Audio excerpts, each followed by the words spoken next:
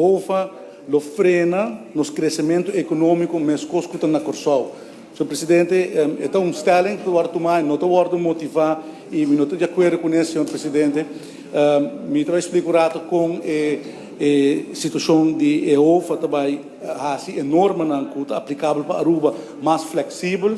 Senhor Presidente, me quero importante para nós papel over essa aqui também para sobre nós escutando em várias ocasiões que a OFA está limitando a autonomia, está trova-nos de operação, ele unificar, calculando por bem com BTW, etc, etc. E, Senhor Presidente, no momento aqui, e mas você tem a primeira tanda, no momento aqui nós temos a lei de LAF, Senhor Presidente. A lei de LAF tem certa regra que está limita o manejo financeiro de nosso país. Essa é uma lei que está vigente no momento aqui. E algum elemento importante da LAF está com o de artigo 14, 1% de surplus.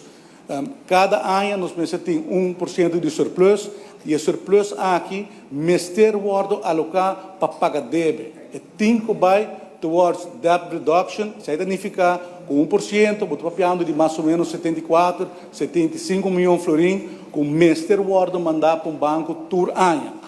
Isso é uma regra que está limitada como nós manejamos no país. Eu queria diferente parlamentário na PAP de personal lá norma de 10% de nosso GDP.